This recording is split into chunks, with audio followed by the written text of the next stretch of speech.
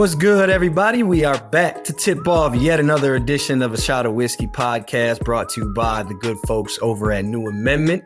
As a part of Beyond the Big Ten Podcast Network, you can check us out on Spotify, Apple Podcasts, or anywhere you get your podcasts, and on YouTube at Beyond Big Ten, not spelled out, but the number 10. Also, make sure to follow along on all socials, Twitter, IG, and TikTok with the handle at Beyond the Big Ten. Again, the number 10, not spelled out. I am former Badger All-American Jordan Taylor, still rocking with my guy, my dog, the best forward man in school history, 2011 second-round pick, and All-American Jon Leuer, a.k.a. Cusco. We got a great show coming for you guys today, so stick around. But first, Johnny, check in. What's good with you? How's life? What's happening? Life is good, man. The high school team I'm coaching here in Nashville, we were on a 3-game skid. We got a big win last night. The Badgers were on a 3-game skid. They got a big win. I saw the London Lions got a couple big wins. So I think life is good all around right now for everybody. Life is good, man. It always is, but it's a little sweeter this week. We got our first Euro Cup win since I've been here. We dropped a tough one, heartbreaker, in my second game. In the first game, I didn't really. We had a bunch of injuries, so went 4 games up in our playoff race with like 6 to play in Euro Cup. So that was big. Sammy led the way for us. He had like 25 points. He was balling. He's been balling all year. So yeah, man, it was sweet. It was nice. Give us a breathing room and a little bit less stressful over here, even though it's never really stressful in London. I'm not gonna lie to you. It's a good time, man. So, But good, man. Hey, my guy has found the fountain of youth too. Who, me? You're looking spry. You're looking like the 33-year-old version of Jordan is looking like the 21-year-old version. I saw you had 19-9, next game 11, 8-8, almost triple-double. Yeah. So what's the secret, man? What's the fountain of youth? I'm you, Cusco. I'm Benjamin Button, man. I don't know what it is, but I'm trying to, as you know, I've almost cut the plug a couple times, so it feels good to feel good, man. But Coach Ryan doing that after two hip replacements, 2 full knee replacements, 2 full ankle replacements. Look. Yeah, I'm about to get my AARP card, man. But yeah, it's all good. Coach Ryan would have been sick because I almost had a quadruple double. I had 6 turnovers, and Sam was ready. Was ready to kill me. I can't remember the last time I've had 6 turnovers in a game. So. But yeah, man, take care of the ball. Man. That's the Wisconsin way. I'm a pro now. I don't subscribe to that. Throw that thing around the gym, man. But but all good, man. Let's jump into this X's and O's segment. Tyler Wahl returned for Penn State. Finally, we got our ace back after dropping 3 straight. The Badgers moved to 4-3. You know how we do. We're going to rock with the negative and move to the positive. So give me some things that you did not like about the Badgers' output this last week. I thought there were some careless turnovers in the first half. We were just talking about that, right? With you turning the dang ball over. Chucky had some careless ones that we just got to tighten up. And then, the first half we were flying at every shot fake, and that was allowing them to, get open threes and get in the lane. And I know Coach Gard made a point of that, and credit to him, shout out to him, because after halftime, we stayed on the floor, and it made a big difference. So discipline defensively in the first half was something we need to do a little better job. Definitely out of character. Chucky, I actually cringed a little bit for Chucky. He did I thought we did a great job on the ball. The aggressiveness on the ball, I thought we turned it up a notch in that first half. Chucky had one where one of the Penn State guys got in the lane and gave him a shot fake, and he jumped to the moon for it, which is obviously in Wisconsin. That's a cardinal sin in our defense. So yeah, that was one thing that I thought so too. But for me, honestly, it was really hard to pick something other than that from this game that I didn't like. It was obviously getting Tyler back in the lineup. I thought he did a good job of not forcing things. We didn't turn the ball over, held them to, I believe, 4 offensive rebounds. We did all the little things pretty well for the most part, and it seemed like a really kind of back to basics Wisconsin win, which was a sight to see. So I think that kind of leads us into the things that we did like, right? And I wanted to shout you out because you've been talking about this pretty much every episode we have. Was Steven Crowd goes over that left shoulder right hook, and 2 times in the first half he went right shoulder left hook, and it's almost thinking like Johnny must have him on speed dial because that's you must be his vet, man, because he seems to have almost mastered that move. So that was amazing to see. I love it, man. That stood out to me for sure. Hey, look who we got. What's up, guys? What's going on? Hey, man, we didn't mention it, but we got a special guest for y'all. Head coach of the Badgers, 2-time Big Ten Coach of the Year in 6 years. I don't know if that's ever been done. We'll have to get our fact checker on that one. We got Coach Greg Gard with us to jump in and join the show. Coach, what's happening? You joining us for the X's and O's, man. We're just talking about Steven Crowell adding the right shoulder left hook to his game. Is that you, or is that Sharif, or who's giving him that work? Of course, it's all me, guys. I can't believe I got two former players here like our talking heads in media.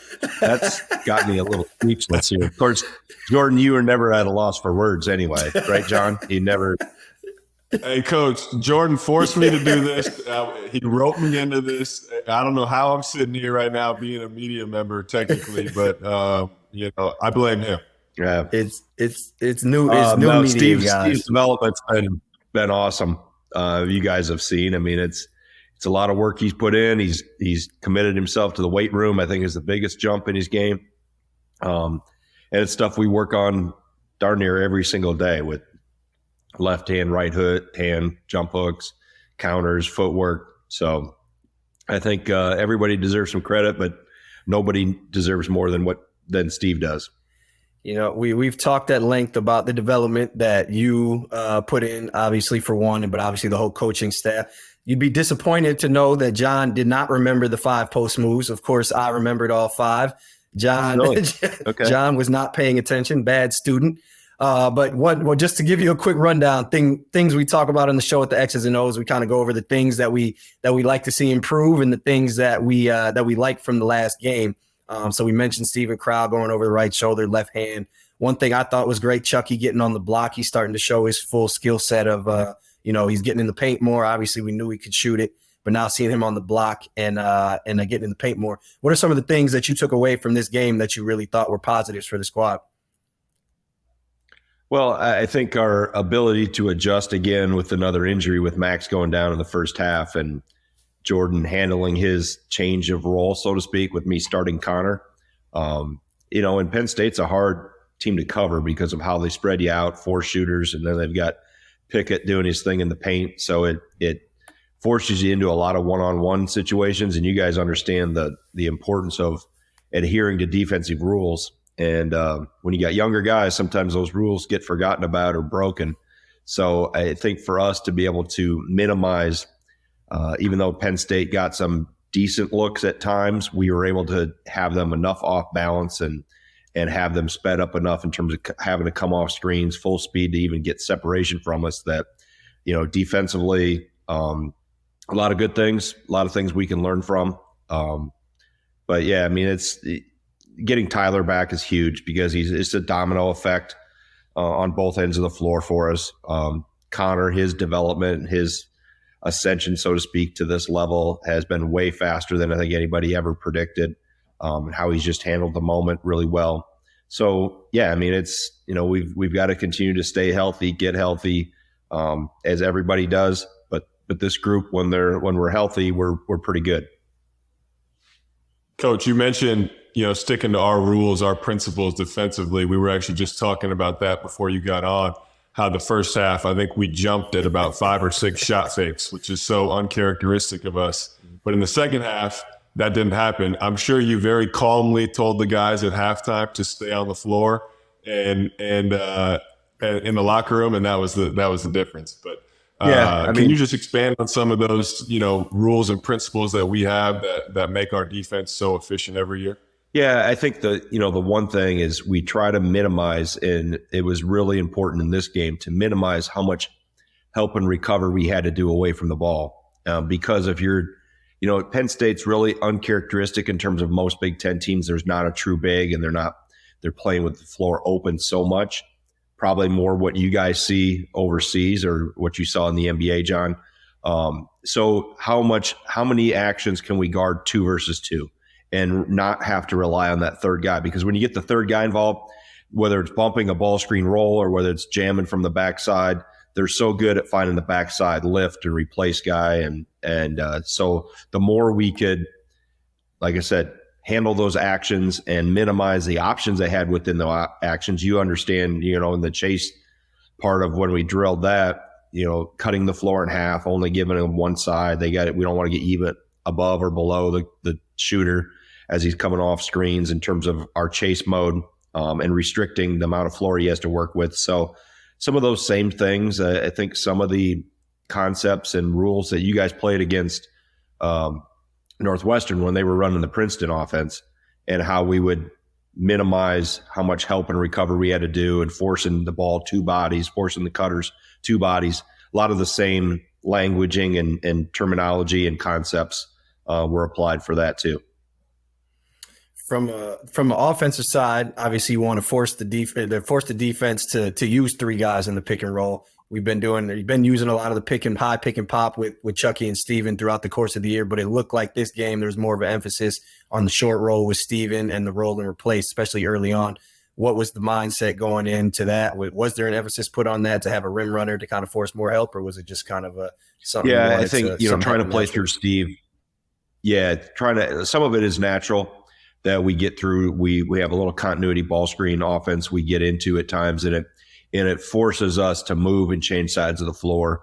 And if we get a little stagnant, we go to it. Or if we find some areas we can take advantage of in short rolls or throwbacks and throw-ins. You mentioned the roll and replace and throwing it back and throwing it in, but we wanted to play through Steve as much as we could, knowing that A, he had a hot hand, B, they really had no answer for him. Inside, we just had to do a good job of getting it to him and making sure the flow was spread as they sent some help towards him. Coach, your ATOs after timeout plays are always so great, especially down the stretch of games. There was one in the Penn State game that I just loved when we hit Steve and we went high split with Connor. A lot of Warriors run that action a ton, right? With Steph and Clay up top, throw it in the post. They're not even really looking to score. You're just trying to open up for a shooter. It's a better angle to pass it to him. Right. And Connor knocked down a 3. That was, you just have so many great ATOs. Are those a feel thing during the game? Do you go into it saying you have a list of them? What's kind of your thought process? We have some. I have some that I have a list. If you see me looking at that white sheet of paper, I've got a list I always tell our assistants the list is too damn long. I got too many specials. That one I made up in the timeout. We had never run it, never practiced it. It was something that I had seen somebody else do. And like I said, I've got a Rolodex in my mind and in my notepad of stuff that, I got 1,000 more that these guys have never seen yet that I just waited for the right time. And I don't want to overload them with too many specials, and then they start overthinking it and stop playing. But that one, I just said, hey, here's what we're going to do, and drew it up in the timeout, and they did it exactly. It always looks good when the ball goes in too. It's like football. Every play is designed to be a touchdown. So every one of the little wrinkles we come out of timeouts with is designed to make a shot, and they always look good when they go in. Man, I think your ability to adjust and adapt on the fly as a coach is one thing that definitely needs to be talked about more. But we're definitely going to come back to that. We're going to put a pin in that for a second. So we got to get to our scouting report. You guys got Maryland and Illinois both for the second time this year. Maryland, obviously the first time, 64-59 victory, low scoring, kind of ugly game. One thing that stood out to me about that game was Hakeem Hart and Dante Scott both averaging 12 points a game, held them to 5 of 24 shooting and 14 points collectively. What's the keys going into this game to get a dub down in DC? Well, one of the keys, Jordan, is we got to play Northwestern here before. I don't know if over in London you've seen the reschedule. We got them either. And as we sit here today recording this, it may be Monday, it may be Sunday. It'll be one of those 2 days, and then we've got Maryland on Wednesday. So Maryland's playing better.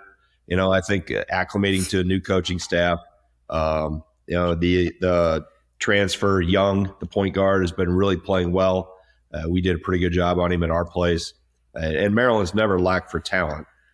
Since they've come into the league and. The last 8, 9, 10 years that they've been in the Big Ten, you never look at Maryland and go, oh, they don't have very much. It's just a matter of how can you minimize, the individuals, and it'll be, very similar. Illinois too is I think playing better as time has gone on. We've got to be better defensively.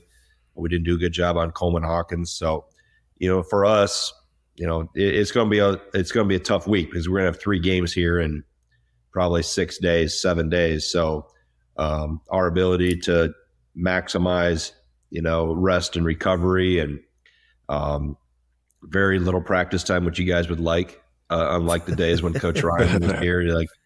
We actually sometimes do a walkthrough the day before a game and don't even hit another body. Imagine that, how fresh you guys would have felt. Who does that? Yeah. Who does that? I did that. I did that before Penn State because we had come off the Indiana game, and I'm like, we're gassed. Hey, man. We need to.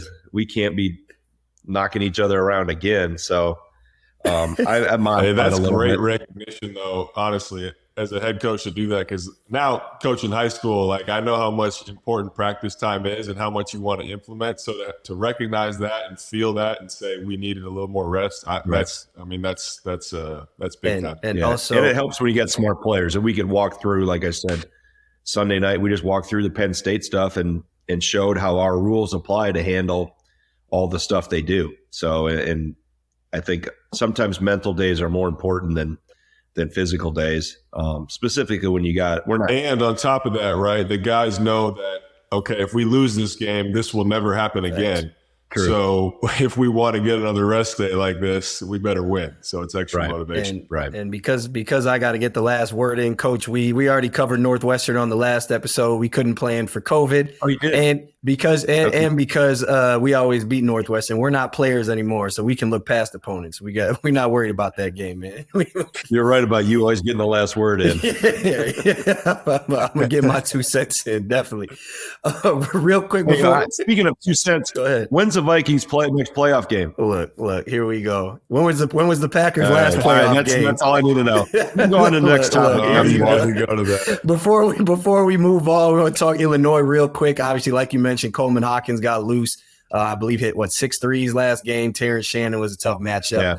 What is having Tyler Wahl back in the lineup do strategically? Do you go back to switching potentially? Maybe you don't want to give away those trade secrets quite yet, but do you go maybe switch the 1-4, or do you hedge whatever it is, or what can you do? We were trying to do that day, and it did get switched. So the plan was good, the execution not so much. But like I mentioned earlier, Tyler back just is a domino effect on both ends of the floor. It's another player to play through in the post. It's and probably above everything, obviously defensively, you mentioned at 6'9", he can switch and guard 1 through 5. Terrific rebounder, fierce competitor. But the thing above all that, everything he does on offense and defensive, the offensive and defensive end, is 3.5 years of experience. He's been on 2 Big Ten championship teams. He understands, late game situations. He understands he can communicate things in huddles and timeouts, and just that. It's not the same as sitting there in a boot, sitting on the bench, even though you're trying to help your teammates in huddles and timeouts and locker room, and that it's not the same. So he just brings a wealth of experience along with being a really, really good player back to the floor. So, we'll have to be, Illinois can hurt you in a lot of ways. It's not just Terrence Shannon and Coleman Hawkins. I mean, Matt Meyer has played well. Donja has gotten better. So it's when we get to that, I'll lose more sleep. But it's a really talented team that you got to be on point with, and you can't give up. Like I said, we did a decent job, except for at the end of the first half, and then the second half, Coleman Hawkins got loose too much for us and got some momentum going, and they got some separation. 100%. It should be said that the Badgers, we are 4-0 with Tyler Wahl in the lineup in Big Ten play. So that is a good sign to have him back. But we'll put a pin in that. Before we put a pin in that, Tyler does have a COVID year eligible, right? Correct. If he wants it, that would be scary to see Tyler back next year with all those guys and the new recruits coming in. Trevor Winter, but we'll save that conversation for a later day. Nolan Winter. Trevor's his dad. Nolan Winter. Thank you, Nolan Winter. But we'll save that for a later day. That would be a good. It's been discussed, and hopefully it keeps trending that way. I think Tyler really enjoys it here, and we'll help him make that decision and help him with that when the time comes. Perfect. Let's move into the word on campus, which we're happy to have you here for the most. I think we got some hot topic questions for you. I think some things that people are dying to know, and we kind of touched on it. Jon touched on it earlier with the ATOs, the list of ATOs. For me, and Jon, you can touch on this as well. I think it's been really cool to see you recruiting the both of us and being an assistant coach, moving into head coach, and kind of why it's like almost a little bit of a reverse from afar, watching you grow into your own style as a coach. Been super cool for me. So what has inspired, I guess, your ability to be so great in ATOs and be so great with halftime adjustments, and even I think the wrinkles that you put into the swing offense? Yeah, I think, I'm probably, like I said, I'm a somewhat of a basketball junkie. So I'm watching, and when I'm watching other teams play, whether it's in preparation, if there's something I really like, I've got a notepad with me and I'm just writing it down. Or if I see I'm watching whoever play. I watch some NBA, not a lot, just because of the help defensive rules and it's just a little different in terms of what they're able to do. But there's, just things that you're trying to take advantage of the skill sets of your players, put them in the best positions we can. And obviously when you got a guy like Connor Essegian, we've done some stuff. You mentioned post and Chucky. We did some stuff early in the year where we specifically put him in the post intentionally right away. And then the adaptation, I think, we have some swing concepts and a few of the wrinkles within it that kind of look swing, but with how the game has changed, with spacing more, and I've kind of gone more to I wouldn't call it Princeton, but it looks a little bit like Princeton with some point series stuff. And it's basically been to take advantage of Steve Crowell's ability to pass and his comfort level with playing with the ball in his hands. So, and it gets him into the post without it becoming a sumo wrestling match, I guess, so to speak, and try to minimize the physicality. Not that he's not physical, but just, moving people around, taking advantage of his ability to pick and pop, and even doing actions behind it to play with the stunt guys and the help guys. And, we've continued to add to that. But I also try to, as I mentioned earlier, not get paralysis by analysis and give them too much. I found myself at times doing that. My play card is too long. But I think we've gotten a pretty good mix right now of when we need to get the ball inside. We've got a handful of things we can do to get it there intentionally. When we want something off a ball screen, we got a lot of different ways to get to that. So there's just a variety, and it's, with all the switching that's gone on in the game, it's become so positionless that, all right, what's the counter to everybody switching? So we've gone back to probably a little more motion teaching. Players don't understand quite as well how to play without the ball. They're so ball screen and ball in their hand dependent with how they get trained now and how they play before they get to college. So how do you incorporate some of those skills? Because, if teams are going to ball screen constantly, we're probably going to switch everything. And it's really harder to take advantage of the mismatch in the post than what you think it is. And you're switching to stop the ball. You're switching to stop the throwback quick threes. So I saw a quote from Rick Majerus a while ago that I've kept, that, the switch, it's important to switch when you need to, because the open shot will hurt you more than the mismatch. And that's, it's not only the open shot of coming off a ball screen or the open shot of throwing it back to the screener, but we found the switching keeps the ball in front of us too. And we've even gotten a code name with it. I think when you guys played, we probably did it in shot clock situations but we'll yell bango. That's our code word. So players know. I wanted something loud and aggressive. So we started that probably 3 years ago, and it's really grown, and players love it. They can yell it, especially with all the slide screening and ghost screening. If we need to screen it, to switch it, we will. There's times late in the game against Penn State, we took the bango off. We were sticking to everybody to stop some of the separation. So, you can create confusion once in a while when you're switching and then you're not switching within your own team. But I thought we did, for the most part, handled it pretty well when we had to make that adjustment late in the game.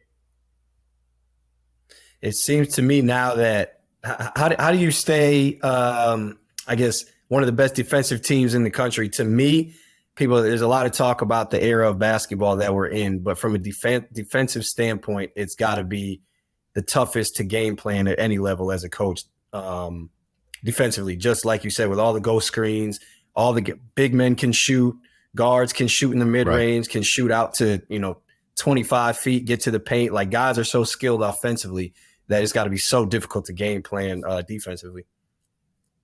Yeah, you're still, really, guys, the concepts haven't changed a whole lot from when you guys played. We still want to be really good in transition. So defensively, offensively, if we're more efficient, if we're at the free throw line, if we're playing in the paint, if we're not throwing the ball, I call them pick sixes, where we're getting live ball turnovers. We get our defense set. That is important to minimize the transition buckets you give up. Because it's really a game of easy baskets. You think about it. You're trying to get, how can you get them? How can you minimize what the other team gets? And then we don't want to give up stuff at the rim. We don't want to give up threes. The exact same thing we're trying to get offensively. So make them shoot the mid-range shots over the course of 40 minutes, not giving up things deep in the paint, not getting dribble drive to the rim, not having overhelp. And then I talked about all the stuff on the perimeter with the threes of, I've kind of come up with a little saying with our staff is twos can beat you, threes will beat you. So just trying to find ways for the most part that we can minimize the easy baskets in the paint and the easy or the comfortable threes. If they're going to fly off screens and twist, do a 180 as they pivot around a screen, all right, we'll take our chances with that over 40 minutes. But it's the overhelping that, and trying to play as much as possible 2 versus 2 in ball screen situations and not have to rely too much on a third guy. Yeah, and Coach, I think that was really evident in the Penn State game, right? They were the best three-point shooting team in the league, over 11 a game. You guys held them to 8. I think that speaks to exactly what you're talking about, of limiting those opportunities, and you guys did a great job. You mentioned playing 2-on-2 in screens, right? I think Steven Crowell is so good with his feet at unlocking that for you guys, being able to stay in front of guards. And, even from back when I was there, and go back to Mike Wilkinson and all those guys, we've always looked for bigs that can move their feet. And talk about that in recruiting. Because I remember in my story that you and Coach Ryan told me, right, is you guys watched me in an AAU game, and I can't even remember. I think I ran down and, can you tell that story? Yeah, we were in Vegas watching you. What team were you playing with? It was like maroon uniforms I know you had. Magic. Minnesota Magic. Yeah, you made some play at the rim, and that was the first time Bo had seen you. And you backpedaled up the floor. And he whacks me in the shoulder and is like, you see that? I go, yeah. And he goes, what are we waiting for? Look at his feet. He just backpedaled like that and didn't fall over himself coming up the floor. I said, okay. Let me find Mike and Holly and tell them we're going. So yeah, it was just a simple back pedal. But you talk about the footwork. It takes – we can teach the ball screen defense and we can drill it, but really guys got to go through. And I remember watching the evolution of Frank Kaminsky. And Frank was god-awful in ball screen defense as a freshman and sophomore. Completely. He couldn't get it right no matter how hard he tried. Yeah. What really helps you with that is repetition and experience. You got to get your butt kicked with it, and then you realize you're not up far enough in the screen, or you're back too far, or you're turning sideways as the ball comes at you downhill. So it's really experience and repetition. We can apply the rules but there's a gray area. There's a feel for it too that has to be acquired, of when do you switch and when do you not switch. So it's not always automatic. Although we've gotten to more and more automatics, just with how the game, like I said, how the game has evolved. So yeah, I think the best thing is, as much as we drill it and show it, until guys really get in games and get running up and down and get blown by, or, give up an and one, or don't stop the ball. And that's the best teacher. Experience is still the best teacher of all this stuff. So you telling me all this time, all big white guys had to do was just backpedal and not fall down to get a scholarship? That's crazy. Yeah, Jordan, you were giving me You had 500 questions in coach's office for me when we were one-on-one. Like, what do I have to do to get here? What do I have? Yep. I should have said just grow. Be 6'10". Yeah, Be seriously. 6'10". Or shoot. Not 5'11". 6 feet. Yeah, I was going to say 6 feet, not 6'10". That would have been good, man. But no, actually. Hey, it sounds like Jordan was a way bigger pain in the ass to recruit than I was. I'm just put that out. Yeah, he had a lot of questions. He was right about the last word. You know but what? no, he was. And to this day, people ask me what made me choose Wisconsin, and I say every day it was Coach Gard, because you were one of the few coaches that was just genuine. I think I would ask you a million questions, and you would sit on the phone with me for 45, 50 minutes and answer all my questions, tell me the things I needed to do to play D1 basketball, not just come to Wisconsin. Right. And for me, it was like, it would get to the point where I'm asking questions and I didn't even want to hear the answer anymore. You were giving such good answers. I was like, damn, he's still answering these? Like, oh, so I thought I was getting rid of you, but nah. It was, so I tell people all the time, like, I'm telling you weren't good enough. Yeah, and you actually did get turned off. So I tell people all the time, man, that's what made me go to Wisconsin.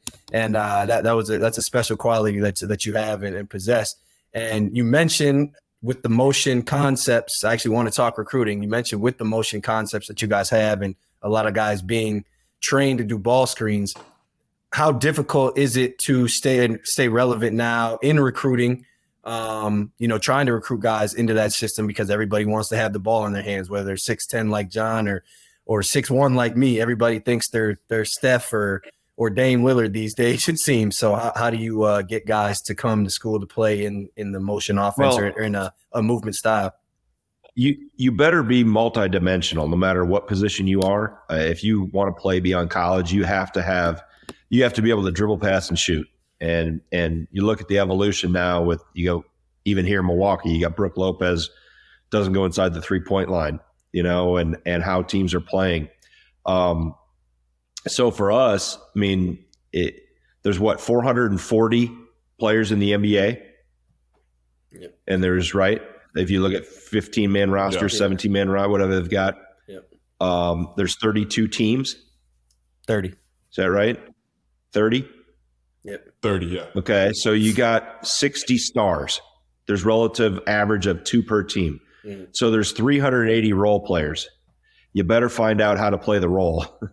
Mm-hmm. So not everybody's going to be LeBron or Steph, or in fact, you're probably not going to be LeBron or Steph. The odds are really stacked against you.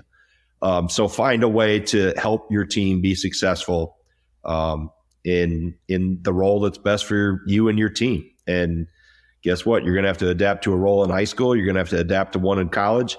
And you sure as heck are going to have to adapt to one if you want to play beyond that. Because if you don't, you won't be there long.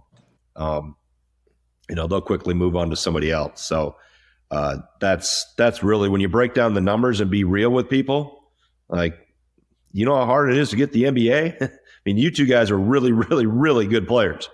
Both first team All Big Ten, and Jon gets there and then has injuries, short circuit his career. Jordan, you had cup of coffees with teams. I mean, we've had a lot of good players. Mm-hmm. It's damn hard to get there, and it's even probably harder to stay. Mm-hmm. Because there's no other sport that brings athletes from all over the world. The NFL doesn't do it. Yep. Major League Baseball does a little bit with South America, but in terms of all over the world and every year, and you have the shortest roster, the least amount of people on your roster of any professional team. It's just people don't realize how hard it is to get there and how hard it is to stay there. I mean, like I said, we've had so many good players that I thought, how does Mike Wilkinson not get on an NBA roster? I mean, he's still at 45 years old right now, could come in and wipe the floor with some of our guys in a half-court situation, not running up and down, but in a half-court situation. Coach, that moment for me when I was in the league was when I was in Memphis, and I had just re-signed with them, and we brought in Michael Beasley and Earl Clark on training camp deals. And I remember looking at them like, okay, Michael Beasley averaged 28 and 12 as a freshman at Kansas State. Right. Earl Clark was National Player of the Year, Michael Beasley. Earl Clark was a lottery pick, Final Four player at Louisville. I'm sitting here like, here are two guys that are more talented than I am. and they're just trying to make the team. Like if I take my foot off the gas for 1 second, there's just too much talent out there that they can replace you. Right. So you're absolutely right. There's just so many good players, and it takes a little bit of luck and a lot of hard work. Right. And all you have to do is, I mean, if you get an injury at the wrong time or somebody does something foolish or socially, I mean, they don't care. They're gonna move on to the next one. Get you out, get somebody else in there. Like I said, it's a what have you done for me lately world, and that's what I think. Young players don't understand that, and they don't understand. Like if I probably said in my locker room, raise your hand if you think you're going to the NBA, I'd probably have double figure hands go up, and that's not reality. I mean, so I just think there's a misconception of how good you really have to be and the size and athleticism across the board at that level. That's the elite of the elite. And like I said, until guys really get there or get a little taste of it, they don't understand the jump that is. Before we let you go, just give us a quick update if you can, or what you can, on Max Klesmit. Is he going to be available for this week against Northwestern and Illinois and Maryland, or what's his status? I don't know yet as we record this. So he's making progress back. He's a little sore in his mouth. He got popped pretty good. And had to have some stitches done there pretty extensively. So he's still in a recovery mode, and we'll see where he's at. I'll see where he's at today. And obviously each day he's gotten better and progressing in the right direction. So at this point in time, it's still to be determined. Cool. Also, I have one more thing before we sign off. Yeah. Coach, it's been the 125th anniversary of Wisconsin basketball. You've been bringing guys back for that. You brought me back for it in the Maryland game, right? Which I was really thankful for. And I think it's really cool that you decided to do that. And I appreciate that a lot. And I know all the other guys do too. Can you just touch on real quick why that decision was important for you to bring guys back? Yeah, I mean, bringing guys back is important regardless. I mean, I'd bring them back every day of the week if I could. But I felt it was important for just to honor and recognize the past. We've had such a great tradition, specifically the last 25 years. It's been phenomenal. And there's been snapshots of success prior to that. But to bring back a former player, and we've gone from all generations, and bring one back for every home game. And then in April, we're doing the big event with all the former players and coaches on the 14th and 15th. And I've got, I think, pretty much all the still living head coaches coming back, and then hopefully as many players as humanly possible can get back for that. I don't know, Jordan, if you'll still be playing or what your season looks like, or if you can get a hall pass for a weekend. And but it's just I think it's important to take a step back and realize we've had an inordinate amount of success over the last 20 years, and sometimes I know when you're standing right in it, you get maybe numb, or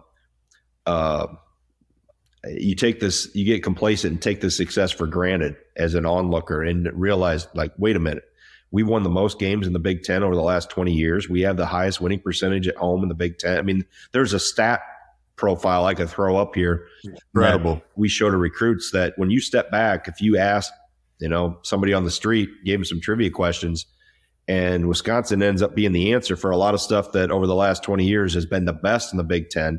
I think sometimes that gets lost. And like I said, I mentioned about the NBA guys, you live in a what have you done for me lately society, that to be able to appreciate where this program has come from, all the people that have come before this run of success that have, helped pave the way and been building blocks to where we are now, from coaches to players to administrators to, you name it. So that's why I think it's important. And I actually am dressing up as, I think, 4 different coaches. I think the night you were here, Jon, I had the Dick Bennett sweater vest on.